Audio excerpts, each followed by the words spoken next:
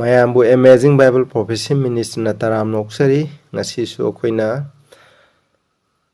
thajaba Thoudang Wayen Yathang amsung pamna lau Arankhubamda lauriba Thoudang asigi mari suba tangkangni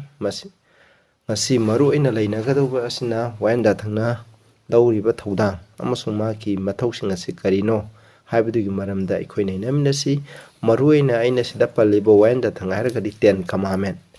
commandment sina lauriba Thoudang aduga magi mathauje karino habdugi maramda aikoi leinaminasi masisu yamna maroiba topic amani ahanbada aikoi ishoda pathna tawminasi sargada leiba yamna minungsi sauraba ipa isho yam thagasale ipa Arankhubamda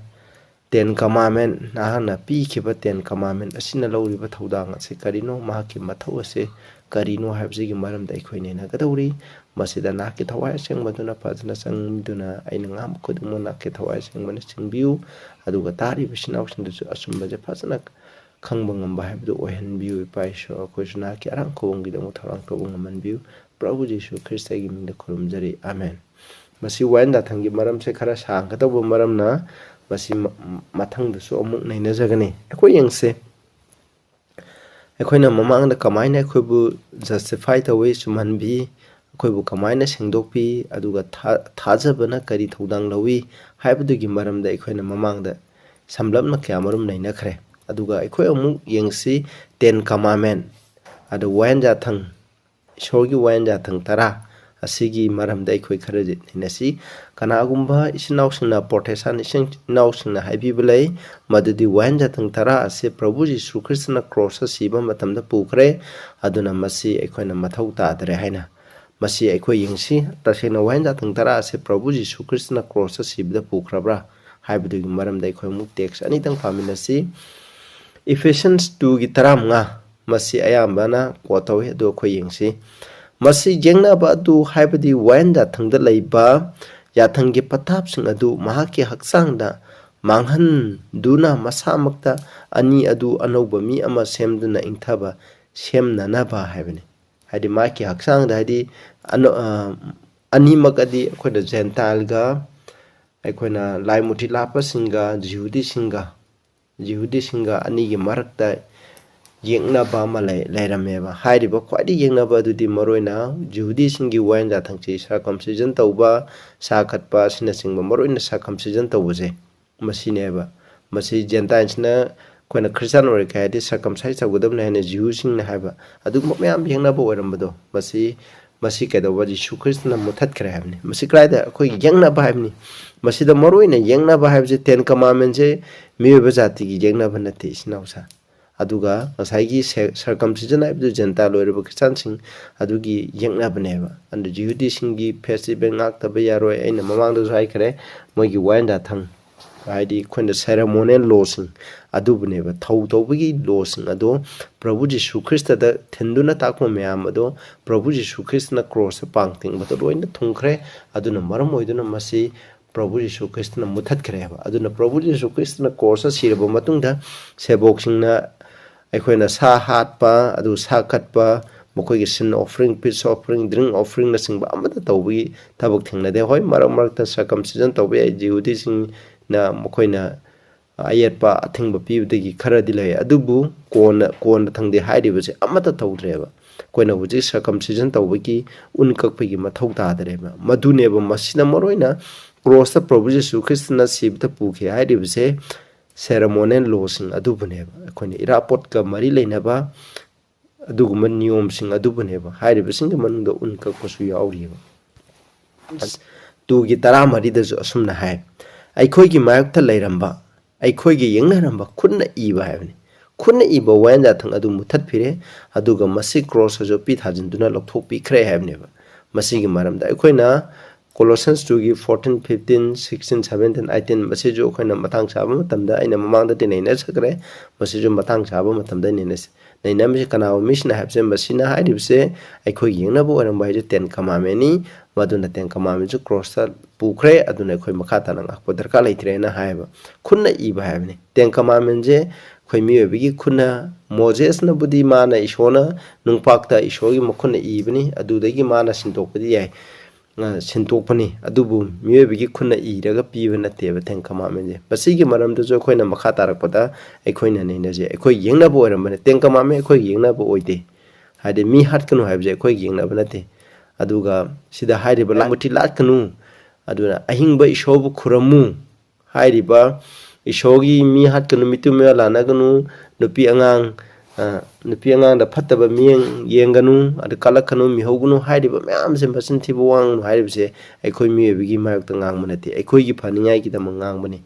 Masi Schnausa, Aduna Masi, Hidebse, Karigi Maram Dono had its ceremonial loss, Naduki Maram Dani, Mamang Hideba circumcision as a quick Christian sing Martani, Jehudi, Gentile Christian sing Adugi Mayoktaneba. Masi kana umimna Christian oida ya de haraga akoina nupa khuding mo mai unka kadabani haide ahnu er kom matam ju unka paip ja sukam mati yamna na ba sai thenga man heba hoi angang oni da khangding da numini pani sub da kakpadi kari sukai de adubu ahlu er ba mina koina Christian oida ya de koina khangding da hana tawram draga su koina Christian ro kom matam de kakkadabni haiba je masi yamna waba thabak neba Adugumba pu thangung da thaba ama Christian wena buna Arankhubamda da ma ishona koida lemna pibi ba khudona du ki da ma domaina tawraga phangani habse maside aramane maduni masi loi khre habse masine khoni ingse amuk mathangda miyoiba da akhoi mi taibung miyoiba da asiba si karina poropona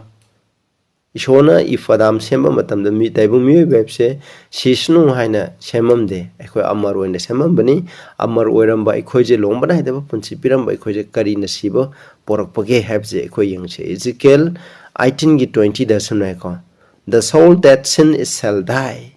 Heidi, part over Tawai at those signi, part over me at those signi hamni. Asibizi Karina Pore, Masinabi Matunadi, Pop has in a Sibo Poreva. Equoyang Romeo. Tareki Nipan, Degina Mathou, Aduga Burstara of the Koyamupaminus Nipanda.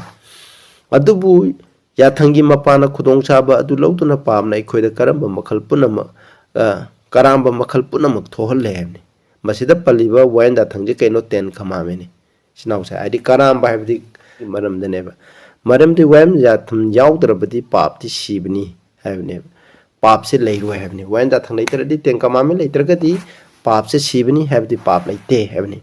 Matam Amida in a wine that tongue Yaudana Hinglami have the 10 commandment Kangdana have any go. Adubuyatangado Lala with the Amohana pop hingale. Wine that tangado Lala with a have the Kanglaba Matamda pop hingale Aduga Ashire. Aduga Hingnabagi Oyatangasi Agi the Maxina Bohele. Masita and the Haje Shono wine Yathang therapy was a Koibu Hudson or Hana Pivanative, a Kogi Hingnabagi Nangtaneva. Adubu Masinda she had lives a carino idea when a wine that Tarado to Gaiba Taragadi Pabne, Pabna, Sibo, Lakmani, have she never. Madam di Yathang Piba, Kudong Chaba, Adu Lotuna Pabna Ebu Minamle, Aduga Yatangi Mapana Ebu Hale Havni. Matani Aduna Pap Togadi, Pap Atonement Sibani have you when a Roman 6:23, when a Makai text a parakiniko. Aduna di Apaba do Aigidamak Sinabo. Oirabra heavy. Shona up Kogi Pania, the Makoy Arankhubamda, the Mopi, but 10 commandments, a coidashi never oibra, Maduka oidasnu have. Machine ohen bandate. Pap the Pam Hiba, ain't a Kanga never a papa, do give a pana papa to England the sea, but whole hand. Papa have chicken a Kangali, show you in that tongue never. Yathang to Gaiba, do not a sibo poropuneva, do Yathang Jina dinate. Masia Tangi Mapana pap.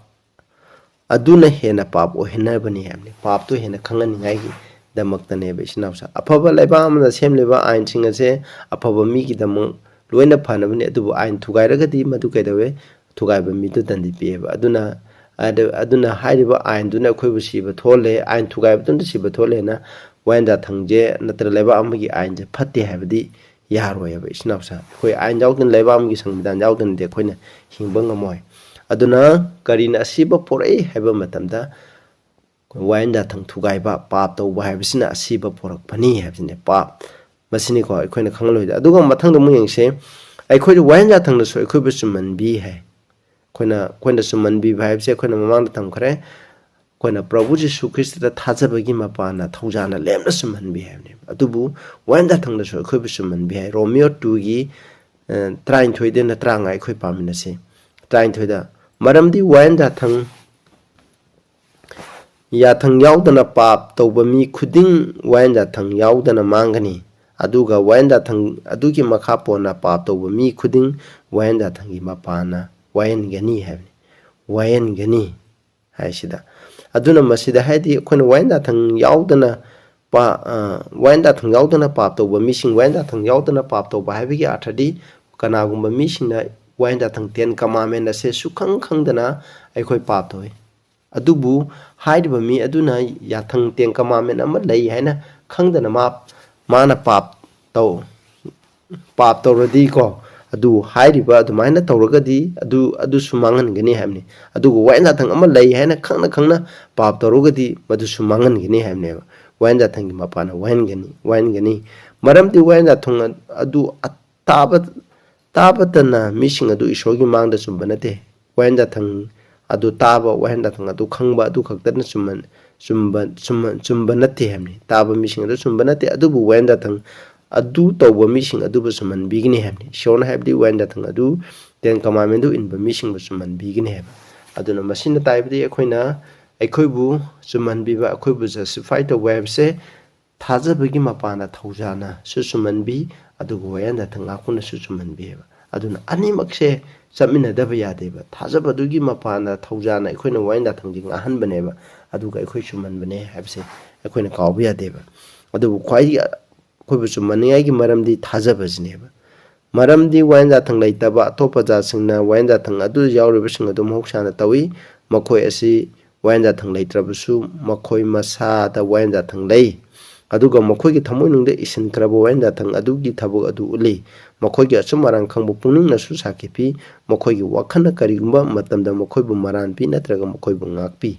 habising ngasai gi verse 12 na haribdo maduneba akhona Wayen Yathang khangdana tawba misingju sigini khangna tawba misingju sigini habde maramdi akhoi miyebje ishona action biba matamdagi ishogi Wayen Yathang gi magi ten commandment Wayen Yathang Taragi principle ase aikoida maroina ngangbirakane hujik Christian oigera oirora prithibida laiba pung khudum mi hatpa phatte habse makhoi khanganeba ado mitima lanaba phatte habje koi khanganeba masigi da muktani kana abun piangang da phattaba miyeng ladi nungna thadan hujiki matangda akoina pokso ekalaiba sarkar na su phasi gi dandi pigini haiba asinda singba mayam le huran tinti toba yade ka habse masi loina akhoi gi thamoida i khrabaneba ishogi Wayen Yathang do akhoi gi thamoida mahusana i khrabaneba madugi mapan ani habse aikoina masi masu khawgumsi akoi mathangda yengje ishogi Wayen Yathang si maru oibra kana minas ni ten commandment se maru oite habe adoi tari prithvi da lairiba khudingmak se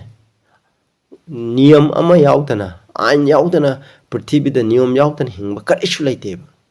akhoi je laiba amda hingem khoina tawning tawba mi haninge hatpa aduga phuninge phuba asina singba aikoina tawning tawba yadeba laiba amada lairibse aduga aikoina prithvi da hingliba asiju akoi prithvi ju universe shona sem khrobu khuding mas niyom aki makhada loide hingba ngaktaneba niyom yautana karimta hingba yade school ama chalairadi madugi niyom sangi laiba ama chalairagadi madugi niyom lai gari thoragadi gari thawbagi niyom laiba huji gari ama thawba matamda niyom yautana gari thawba lairoiba khudingmak se niyom gi makhada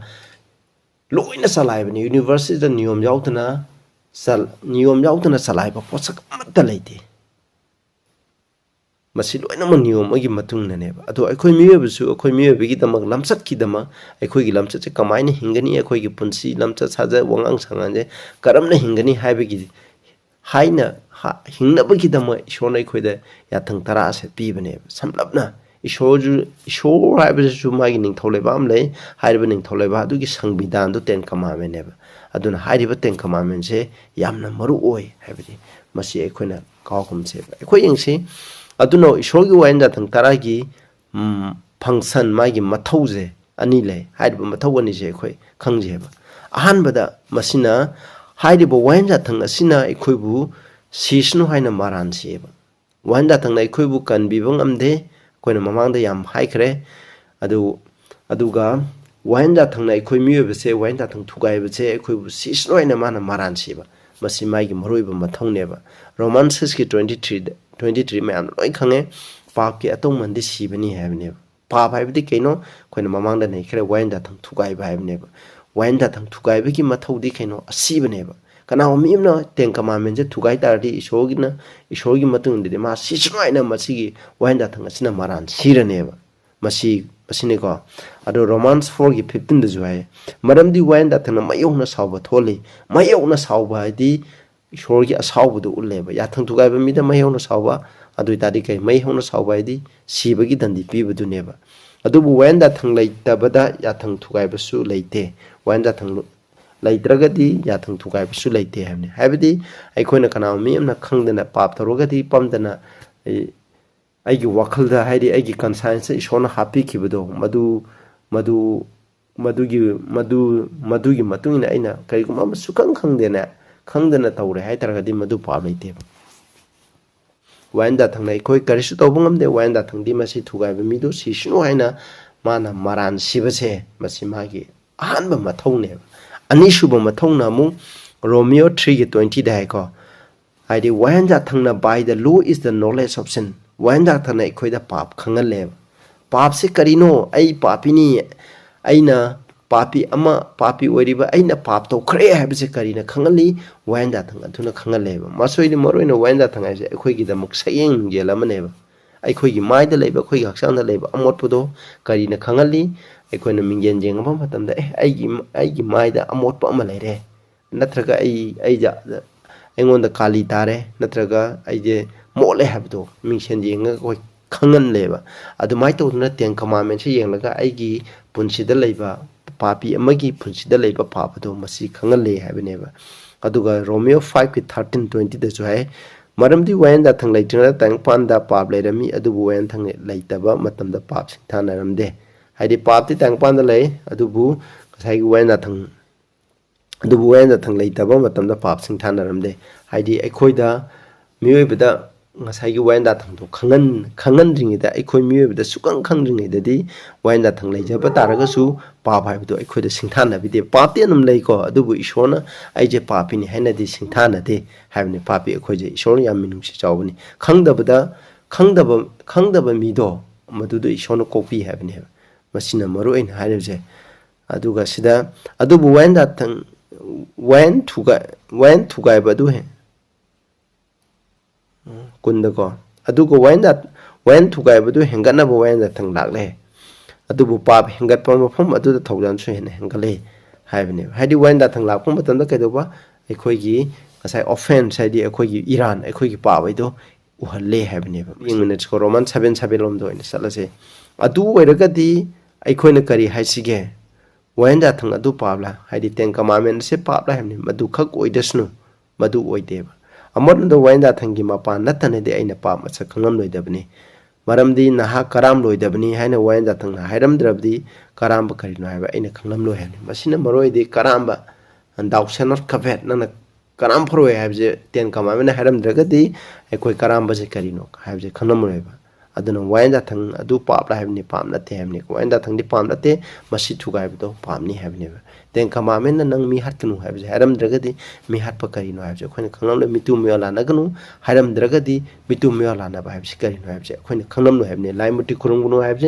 any adu. Masi Haram Dragati Limuti Kurum by Sicarino have when Kanam level. Masin the type D, Moroina Masida Roman 7 high de 10, Palibo when that thing I do the 10 commandment. 10 commandment, a quite a caricangale, Papa have Sicarino have the Kangal level. Aduga Mung, Matang the Ying say, it shall get a sumber Wayen. What is the true justice of God? It shall get a sumber Wayen the Sicarino, I say. Quina Roman 6:23, Quina Ying Minasigo, Roman 6:23, Maram di Paki Atonement the Asibani have never. Adubu Shogi could only Prabujisu, a quiggy, Prabujisu kissing him upon the Lomana, the Punsi Pangani hand. Aduga Ezekiel 19:20 the do, Pato, but how do Sigani having Masida Zomo Haidiba. Masina, Shogi, Asumbo, Wayen, Dicarino, Etadi, Papu Torogadi,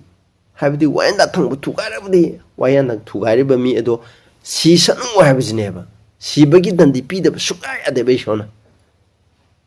Masi Shogi Asumbo, Wayen never must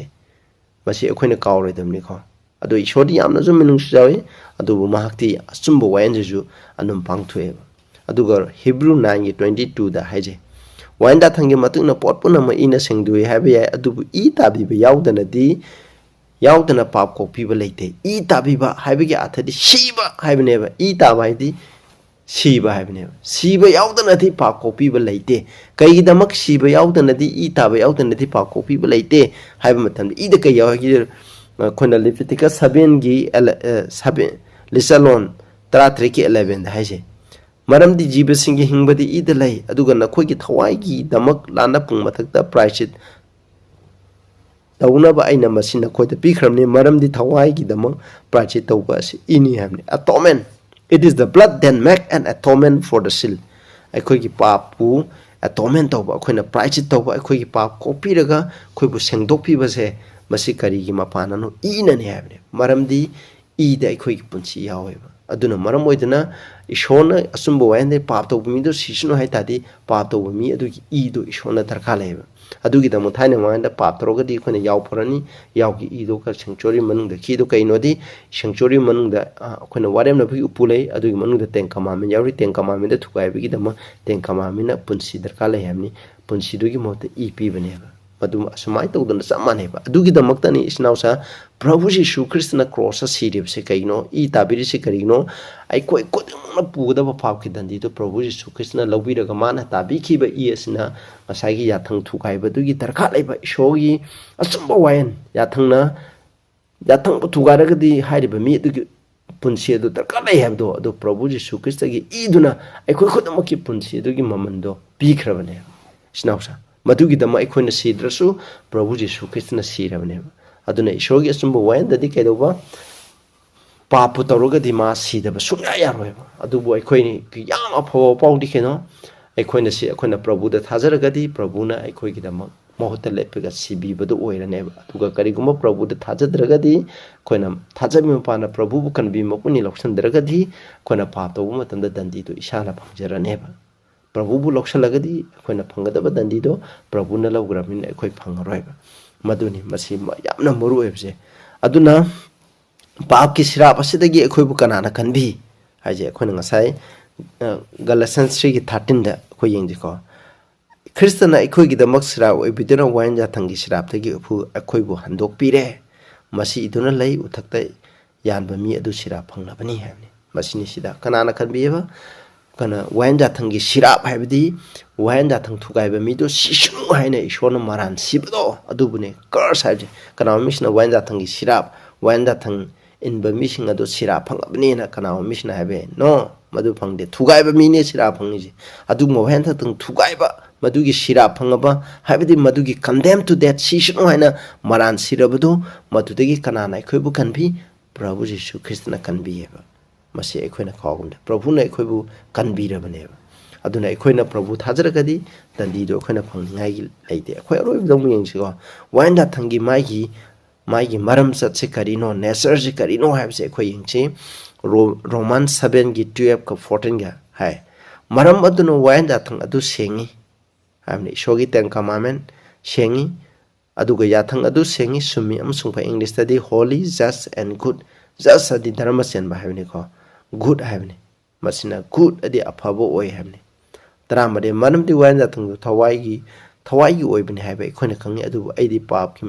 makha ponoi pap ki makha pono yon thola bhaksang gi oibni hemi the law is spiritual hemi spiritual having matani thawai romda habdi koina asumba ishobu inba aduga lamchat sajat romda lamchat ki oibni heba masina habdi aduna asengba wayanda thang ase kamaina cross logi duno kai da mai khona masi inba mathau ta tribno habsi koina kawgum chebe snausa adubo khona ngasai mai gi function ani da ju wayan da thana khoibu kan bi bangam ngamde adubu kan bi budi prabhu Jesu Christ nai adubu wayan da thana khoida prabhu nai khoi kan bi kra ju khona pap tau kan leiba de maram di wayan da thana khoida pap khari no habse khoina khangi wayan da thanga do yenga ga ai ngon da leiba pap to ai khoina khangi adubu copy ga da budi kana no sengdopi ga da be ai gi pap se tham thok ki da u de di kanano prabhu ne ba prabhu da sanga mai iduna aigi mai da amba aigi punsi da lairamba pap to mai iduna sam thok par lok thoki ne ba engon de gi pap copy ba lok thoki ba de in hurala mudo ꯏꯁꯣꯔꯒꯤ wine ꯌꯥꯊꯪ ꯌꯦꯡꯀꯥꯟꯗ ꯍꯨꯔꯥꯟꯒꯅꯨ ꯍꯥꯏꯕꯗꯨ ꯎꯔꯕꯅꯤ ꯑꯩꯅ ꯃꯤꯒꯤ ꯍꯨꯔꯥꯟꯈꯤꯕꯗꯣ ꯈꯪꯉꯦ ꯑꯗꯨ ꯃꯇꯝꯗ ꯑꯩꯅ ꯄ꯭ꯔꯚꯨꯗ ꯆꯪꯒꯅꯤ ꯃꯥꯅ ꯆꯥꯝꯊꯣꯛꯄꯤꯔꯅꯤ ꯆꯥꯝꯊꯣꯛꯄꯤꯕ ꯍꯥꯏꯕꯗꯤ ꯑꯩꯉꯣꯟꯗꯒꯤ ꯂꯧꯊꯣꯛꯄꯤꯔꯅꯤ ꯑꯩꯅ ꯍꯨꯔꯥꯟꯕꯗꯣ ꯇꯧꯔꯔꯣꯏꯕ ꯑꯗꯨ ꯑꯣꯏꯇꯥꯔꯗꯤ ꯍꯨꯔꯥꯟꯕꯗꯣ ꯇꯧꯗ꯭ꯔꯒꯗꯤ ꯑꯩ ꯋꯥꯏꯟ ꯌꯥꯊꯪ ꯑꯗꯨꯝ ꯉꯥꯛꯆꯔꯗ꯭ꯔꯥ ꯑꯗꯨ ꯃꯤꯇꯨ ꯃꯤꯌꯥꯎ ꯂꯥꯟꯅꯕ ꯇꯧꯗ꯭ꯔꯒꯗꯤ ꯑꯩ ꯋꯥꯏꯟ ꯌꯥꯊꯪ ꯉꯥꯛꯑꯦ ꯃꯤꯇꯨ ꯃꯤꯌꯥꯎ ꯂꯥꯟꯅꯕ ꯇꯧꯗꯕ ꯍꯥꯏꯕꯁꯤ ꯀꯅꯥꯒꯤ ꯃꯄꯥꯟꯅꯣ ꯄ꯭ꯔꯚꯨ ꯖꯤꯁꯨ ꯈ꯭ꯔꯤꯁꯇꯒꯤ ꯃꯄꯥꯟꯅꯤ ꯃꯁꯤ ꯊꯥꯖꯕꯒꯤ ꯃꯄꯥꯟꯅꯅꯦꯕ ꯑꯗꯨꯅꯤ ꯏꯆꯤꯟ ꯏꯅꯥꯎꯁꯥ ꯑꯗꯨꯅ ꯃꯤ ꯍꯥꯠꯀꯅꯨ ꯍꯥꯏꯕꯗꯨ ꯋꯥꯏꯟ ꯌꯥꯊꯪ ꯍꯥꯏꯕꯅꯤ ꯑꯩꯅ ꯌꯦꯡꯒꯅꯤ ꯑꯗꯣ ꯑꯩ ꯃꯤ ꯍꯥꯠꯂꯝꯃꯦ ꯑꯗꯨꯗꯤ ꯃꯁꯤꯗꯩ ꯀꯟꯕꯤꯅꯕ ꯀꯅꯥꯗ ꯆꯪꯒꯅꯤ ꯄ꯭ꯔꯚꯨ ꯖꯤꯁꯨ ꯈ꯭ꯔꯤꯁꯇꯗ ꯆꯪꯒꯅꯦꯕ ꯃꯍꯥꯛꯅ ꯊꯧꯖꯥꯟ ꯄꯤꯔꯛꯑꯅꯤ ꯃꯥꯒꯤ ꯏꯗꯨꯅ ꯑꯩꯉꯣꯟꯗ ꯑꯩꯅ ꯃꯤ ꯍꯥꯠꯂꯝꯕꯗꯣ ꯆꯥꯝꯊꯣꯛꯄꯤꯈ꯭ꯔꯕꯅꯦꯕ ꯍꯥꯏꯗꯤ ꯃꯈꯥ ꯇꯥꯅ ꯑꯩ ꯍꯥꯠꯂꯔꯣꯏꯕ ꯑꯗꯨꯅ ꯃꯊꯟꯗ ꯑꯩꯅ ꯄ꯭ꯔꯚꯨꯗ ꯊꯥꯖꯔꯒ ꯆꯪꯈ꯭ꯔꯤꯕ ꯃꯤꯁꯤꯡ ꯑꯗꯣ ꯌꯥꯊꯪ ꯑꯗꯨ ꯌꯦꯡꯉꯀꯥꯟꯗ ꯃꯊꯟꯗ ꯉꯁꯥꯏꯒꯤ ꯄꯥꯞꯀꯤ ꯊꯕꯛꯇꯣ ꯊꯥꯗꯣꯛꯑꯅꯦꯕ ꯑꯗꯨ ꯑꯣꯏꯇꯥꯔꯗꯤ ꯋꯥꯏꯟ ꯌꯥꯊꯪꯗꯣ ꯑꯗꯨꯝ ꯉꯥꯛꯄꯗꯣ ꯃꯊꯟꯗ ꯑꯣꯏꯔꯅꯦꯕ ꯃꯁꯤ ꯀꯅꯥꯒꯤ ꯃꯄꯥꯟꯗꯁꯨ ꯊꯋꯥꯏ ꯑꯁꯦꯡꯕꯒꯤ ꯃꯄꯥꯟꯗꯁꯨ ꯃꯁꯤꯅꯤ ꯍꯥꯏꯕꯁꯤ ꯑꯩꯈꯣꯏꯅ ꯀꯥꯎꯒꯨꯝꯁꯦꯕ 118ꯒꯤ 192 ꯑꯗꯨꯒ 82ꯗ ꯍꯥꯏꯁꯦ ꯅꯪꯒꯤ ꯑꯩ ꯁꯝꯖꯤꯜꯂꯒꯦꯀꯣ ꯅꯍꯥꯛꯀꯤ ꯙꯔꯃ ꯆꯦꯟꯕꯗꯤ ꯂꯣꯡꯕ ꯅꯥꯏꯗꯕ ꯙꯔꯃ ꯆꯦꯟꯕꯅꯤ ꯗꯥꯏ ꯂꯣ ꯏꯁ ꯗ ꯇ꯭ꯔꯨꯠ ꯍꯥꯏꯕꯁꯦ ꯏꯁꯣꯔꯒꯤ ꯋꯥꯏꯟ ꯌꯥꯊꯪ 10ꯁꯤ ꯑꯆꯨꯝꯕꯅꯦꯕ ꯑꯩꯒꯤ ꯂꯩꯅꯁꯨ ꯅꯍꯥꯛꯀꯤ ꯋꯥꯍꯩꯒꯤ ꯃꯔꯝꯗ ꯉꯥꯛꯀꯅꯤ ꯃꯔꯝꯗꯤ ꯅꯍꯥꯛꯀꯤ ꯌꯥꯊꯪ ꯄꯨꯝꯅꯃꯛ ꯙꯔꯃ ꯆꯦꯟꯕꯅꯤ ꯍꯥꯏꯕꯅꯦꯕ ꯙꯔꯃ ꯆꯦꯟꯕꯅꯤ ꯍꯥꯏꯕꯁꯦ ꯑꯩꯈꯣꯏꯅ ꯃꯁꯤ ꯑꯩꯈꯣꯏ ꯀꯥꯎꯒꯨꯝꯁꯦꯕ ꯑꯩꯈꯣꯏ ꯀꯝꯄꯦꯔꯤꯖꯟꯗ ꯌꯦꯡꯁꯦ ꯑꯗꯨꯒ ꯂꯣꯏꯁꯤꯜꯂꯁꯦ ꯏꯁꯣꯔꯒꯤ ꯂꯝꯆꯠꯀ ꯏꯁꯣꯔꯒꯤ 10 commandmentꯒ 10 commandment ꯑꯩꯅ ꯂꯣ ꯍꯥꯏꯕꯅꯤ ꯃꯁꯤ ꯆꯥꯡꯗꯝꯅꯕꯁꯦ ꯑꯩꯈꯣꯏꯅ ꯌꯦꯡꯕ ꯌꯥꯏꯕ ꯏꯆꯤꯟ ꯏꯅꯥꯎꯁꯥ ꯑꯩꯈꯣꯏꯅ ꯁꯤ ꯌꯦꯡꯃꯤꯟꯅꯁꯤꯀꯣ ꯑꯩꯈꯣꯏꯅ ꯒꯨꯗ ꯍꯥꯏꯕꯅꯤ ꯑꯩꯈꯣꯏꯅ ꯇꯦꯛꯁ ꯌꯦꯡꯕꯗꯣ ꯏꯁꯣꯔꯒꯤ ꯋꯥꯏꯟ ꯌꯥꯊꯪꯒꯤ ꯒꯨꯗ ꯍꯥꯏꯕꯅꯤ ꯂꯨꯛ 18ꯒꯤ 19 1 Timothy 1ꯒꯤ 18 ꯀꯣ ꯏꯁꯣꯔꯁꯦ ꯐꯩ ꯃꯁꯤꯅ ꯑꯍꯥꯟꯕꯁꯤꯅ ꯏꯁꯣꯔ ꯐꯩ ꯍꯥꯏꯕꯅꯤ ꯂꯨꯛꯁꯤꯗ ꯌꯦꯡꯉꯣ ꯏꯁꯣꯔꯒꯤ ꯂꯣꯁꯨ ꯐꯩ ꯍꯥꯏꯕꯁꯦ 1 Timothy 1ꯒꯤ 8 ꯑꯗꯨꯒ ꯁꯦꯡꯉꯤ ꯉꯁꯥꯏꯒꯤ Isaiah 5ꯒꯤ 16 Romans 7:12 ꯂꯩꯈ꯭ꯔꯦ ꯏꯁꯣꯔꯗꯤ ꯁꯦꯡꯉꯤ ꯏꯁꯣꯔꯗꯤ God is holy ꯍꯥꯏꯕꯗꯨꯅꯤꯀꯣ ꯑꯗꯨꯒ ꯏꯁꯣꯔꯁꯨ ꯁꯦꯡꯉꯤ ꯍꯥꯏ ꯏꯁꯣꯔꯒꯤ ꯋꯥꯏꯟ ꯌꯥꯊꯪꯁꯨ ꯁꯦꯡꯉꯤ ꯍꯥꯏ ꯑꯗꯨꯒ ꯏꯁꯣꯔꯁꯦ ꯃꯄꯨꯡ ꯐꯥꯏ ꯍꯥꯏ ꯄꯔꯐꯦꯛ Matthew 5ꯒꯤ 48 ꯑꯗꯨꯒ ꯏꯁꯣꯔꯒꯤ ꯋꯥꯏꯟ ꯌꯥꯊꯪꯁꯨ ꯃꯄꯨꯡ ꯐꯥꯏ ꯍꯥꯏ Psalms 19ꯒꯤ 7ꯗ ꯑꯩꯈꯣꯏ ꯌꯦꯡꯕꯀꯣ the law of the Lord is perfect converting the soul ꯍꯥꯏꯕꯅꯦꯕ ꯑꯗꯨꯒ pure ꯁꯦꯡꯉꯤ ꯍꯥꯏꯕꯅꯦ 1 John 3ꯒꯤ 2-3 ꯀꯣ ꯏꯁꯣꯔꯁꯦ ꯁꯦꯡꯉꯤ pure ꯑꯣꯏ ꯍꯥꯏꯕꯅꯤ ꯑꯗꯨꯅ Psalm 19ꯒꯤ 8ꯗꯁꯨ ꯏꯁꯣꯔꯒꯤ ꯋꯥꯏꯟ ꯌꯥꯊꯪꯁꯦ pure ꯁꯦꯡꯉꯤ ꯍꯥꯏ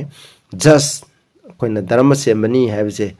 just ꯑꯗꯤ ꯑꯆꯨꯝꯕꯅꯤ ꯑꯆꯨꯝꯕ ꯋꯥꯏꯅꯤ ꯍꯥꯏꯕꯁꯦ Deuteronomy 32ꯒꯤ 4ꯗ ꯍꯥꯏ ꯏꯁꯣꯔꯒꯤ ꯉꯁꯥꯏꯒꯤ Roman 7ꯒꯤ 12 ꯑꯩꯈꯣꯏꯅ ꯄꯥꯈꯤꯕꯗ ꯈꯪꯉꯤꯀꯣ ꯃꯁꯤ ꯙꯔꯃꯁꯦ true ꯍꯥꯏꯕꯁꯨ John 3ꯒꯤ 33 ꯏꯁꯣꯔꯗꯤ true ꯑꯣꯏ ꯑꯆꯨꯝꯕꯅꯤ Psalm 19ꯒꯤ 9ꯗꯁꯨ ꯏꯁꯣꯔꯗꯤ ꯑꯆꯨꯝꯕꯅꯤ spiritual ꯊꯋꯥꯏꯒꯤ ꯑꯣꯏꯕꯅꯤ 1 Corinthians 10ꯒꯤ 4 ꯏꯁꯣꯔꯁꯦ spiritual ꯑꯣꯏ ꯑꯗꯨꯒ 10 commandmentꯁꯨ spiritual ꯑꯣꯏꯁꯦ Roman 7ꯒꯤ 14 ꯀꯣ ꯙꯔꯃ ꯆꯦꯜꯂꯤ ꯍꯥꯏꯕꯁꯦ Psalm 119ꯒꯤ 5 119ꯒꯤ 137ꯗ ꯏꯁꯣꯔꯗꯤ ꯙꯔꯃ ꯆꯦꯟꯕꯅꯤ ꯉꯁꯥꯏ ꯑꯩꯈꯣꯏꯅ ꯍꯥꯏꯈ꯭ꯔꯦ ꯍꯧꯖꯤꯛꯇꯁꯨ ꯃꯥꯅ ꯄꯥꯈ꯭ꯔꯦ ꯏꯁꯣꯔꯒꯤ ꯋꯥꯏꯟ ꯌꯥꯊꯪꯁꯨ ꯙꯔꯃ ꯆꯦꯜꯂꯤ ꯍꯥꯏꯕꯁꯦ ꯑꯗꯨꯒ faithful ꯑꯩꯈꯣꯏꯅ ꯊꯥꯖꯕ ꯌꯥꯏ ꯍꯥꯏꯕꯁꯦ 1 Corinthians 1ꯒꯤ 9 Psalm 119ꯒꯤ 97 ꯁꯨꯝ ꯌꯦꯡꯀꯣ ꯏꯁꯣꯔꯗꯤ ꯅꯨꯡꯁꯤꯕꯅꯤ 1 John 4:8 Romans 13ꯒꯤ 8 ꯏꯁꯣꯔꯒꯤ ꯋꯥꯏꯟ ꯌꯥꯊꯪꯗꯤ ꯍꯥꯏꯗꯤ ꯋꯥꯏꯟ ꯌꯥꯊꯪ ꯉꯥꯛꯄ ꯍꯥꯏꯕꯁꯦ ꯅꯨꯡꯁꯤꯕꯅ ꯋꯥꯏꯟ ꯌꯥꯊꯪꯕꯨ ꯃꯄꯨꯡ ꯐꯥꯍꯜꯂꯤ ꯍꯥꯏꯕꯗꯨꯅꯦꯕ ꯆꯞ ꯃꯥꯟꯅꯩ ꯍꯣꯡꯕ ꯅꯥꯏꯗꯦ James 1ꯒꯤ 17 ꯏꯁꯣꯔ ꯑꯗꯨꯒ Matthew 5ꯒꯤ 18 ꯁꯔꯒ ꯃꯥꯂꯦꯝ ꯄ꯭ꯔꯤꯊꯤꯕꯤ ꯃꯥꯡꯗ꯭ꯔꯤꯐꯥꯎ ꯏꯁꯣꯔꯒꯤ ꯋꯥꯏꯟ ꯌꯥꯊꯪꯗꯒꯤ ꯕꯤꯟꯗꯨ ꯑꯃ ꯐꯥꯎꯕ ꯃꯥꯡꯉꯣꯏ ꯍꯥꯏꯕꯅꯤ ꯃꯁꯤ ꯑꯩꯈꯣꯏꯅ ꯃꯈꯥ ꯇꯥꯕꯗꯁꯨ ꯄꯥꯔꯛꯀꯅꯤ ꯂꯣꯝꯕ ꯅꯥꯏꯗꯦ ꯏꯁꯣꯔꯒꯤ ꯋꯥꯏꯟ ꯌꯥꯊꯪꯗꯤ ꯂꯣꯝꯕ ꯅꯥꯏꯗꯦ Psalm 111ꯒꯤ 7-8ꯗꯁꯨ ꯍꯥꯏꯕꯅꯦꯕ ꯃꯁꯤꯅ ꯇꯥꯛꯏꯕꯗꯤ ꯑꯩꯈꯣꯏꯅ ꯏꯁꯣꯔꯒꯤ ꯂꯝꯆꯠꯀ ꯋꯥꯏꯟ ꯌꯥꯊꯪ 10ꯒꯤ ꯂꯝꯆꯠꯀ ꯌꯦꯡꯅꯕ ꯃꯇꯝꯗ ꯃꯁꯤ ꯁꯥꯙꯥꯔꯟ ꯑꯣꯏꯅ ꯆꯞ ꯃꯥꯟꯅꯩꯕ ꯃꯁꯤꯅ ꯍꯥꯏꯕꯗꯤ ꯇꯥꯛꯏꯕꯗꯤ ꯐꯣꯡꯗꯣꯛꯅꯤꯡꯕꯗꯤ ꯀꯩꯅꯣ ꯏꯁꯣꯔ 10 commandment ꯍꯥꯏꯕꯁꯦ ꯏꯁꯣꯔꯒꯤ ꯂꯝꯆꯠ ꯑꯗꯣ ꯏꯔꯒ ꯄꯤꯕꯅꯦꯕ the law is the transcription of his character ꯍꯥꯏꯕꯅꯦꯕ ꯏꯁꯣꯔꯒꯤ transcription of his character ꯃꯥꯒꯤ ꯂꯝꯆꯠꯇꯣ ꯏꯔꯒ ꯄꯤꯕꯅꯦꯕ 10 commandment ꯍꯥꯏꯕꯁꯦ ꯑꯗꯨꯅ ꯏꯁꯣꯔ ꯃꯁꯥꯃꯛꯀ 10 commandment ꯆꯞ ꯃꯥꯟꯅꯩ ꯃꯁꯤ ꯏꯁꯣꯔꯗ ꯂꯩꯔꯤꯕ ꯃꯥꯒꯤ ꯂꯝꯆꯠꯇꯣ 10 commandmentꯁꯤꯅ ꯏꯔ ꯇꯥꯛꯄꯅꯦꯕ ꯈ꯭ꯔꯤꯁꯇꯥꯟ ꯑꯣꯏꯕ ꯑꯩꯈꯣꯏ ꯍꯥꯏꯕꯁꯦ ꯏꯁꯣꯔꯒꯤ ꯂꯝꯆꯠ ꯑꯩꯈꯣꯏꯗ ꯂꯩꯒꯗꯕꯅꯦꯕ ꯃꯗꯨꯅꯗꯤ 10 commandmentsꯦ ꯑꯩꯈꯣꯏ ꯄꯨꯟꯁꯤꯗ ꯃꯔꯨ ꯑꯣꯏꯕ꯭ꯔꯥ ꯑꯣꯏꯗꯕ꯭ꯔꯥ ꯍꯥꯏꯕꯁꯦ ꯑꯩꯈꯣꯏꯅ ꯀꯅꯥꯒꯨꯝꯕ ꯈ꯭ꯔꯤꯁꯇꯥꯟꯁꯤꯅ 10 commandmentsꯦ ꯕꯥꯏꯟꯗꯤꯡ ꯑꯣꯏꯗ꯭ꯔꯦ ꯍꯥꯏꯗꯤ ꯑꯩꯈꯣꯏꯅ ꯏꯟꯕ ꯃꯊꯧ ꯇꯥꯗ꯭ꯔꯦ ꯅ ꯀꯅꯥꯒꯨꯝꯕ ꯃꯤꯁꯤꯅ ꯍꯥꯏꯕ ꯃꯗꯨ ꯂꯥꯜꯂꯦꯀꯣ ꯑꯩꯈꯣꯏ ꯃꯈꯥ ꯇꯥꯅ 10 commandment ꯏꯟꯕ ꯃꯊꯧ ꯇꯥꯗ꯭ꯔꯒꯗꯤ ꯑꯩꯈꯣই ꯍꯧꯖꯤꯛ ꯃꯤ ꯍꯥꯠꯄ ꯌꯥꯕ꯭ꯔꯥ ꯑꯗꯨ ꯇꯧꯕ꯭ꯔꯥꯅ ꯍꯥꯏꯕ ꯃꯇꯝꯗ ꯀꯅꯥꯒꯨꯝꯕꯗ ꯌꯥꯗꯦ ꯍꯥꯏꯔꯛꯀꯅꯦꯕ ꯑꯗꯨꯅꯤ ꯑꯗꯨꯃꯥꯏꯅ ꯇꯧꯗꯅ ꯑꯩꯈꯣꯏꯅ 10 commandmentsꯦ adum mathau tari aduna masi ishorgi eiba lamchatni haibse masineba aduna tabiriba mayamda ishona borpi boishnu anoba mi orgdi subscribe to view masigi maramda nakoina hena khangning ba lairagadu koida ibiro hena phajana baptana nainamina sisnausa hujik chathariba topic se yam maru oibani yaragadi nakoina mathang manau naina tabiyu haina mayamda haijari akoi प्रार्थना तौमिनसे स्वर्गदा लैबा इपा ईश्वर याम थागजरे नाकि थौगामदगी अखोना वायन दातंगी मागी मथौ अदुगा मसीगी मरमदे अखोय खेतंग नैनखरे तें कमामेन सिगी मरुओबा खेतंग नैनजखरे मसीदा इपा ईश्वर थारिबा खुदिंगदसु नाना बोपिबिउ अखोय नाकि याथंग असे फजना अखोयना इकाय खुमनाबु पंगम बायदु ओहनबिउ प्रभु यीशु ख्रिस्टगी मिंदे खुरमजरी आमेन।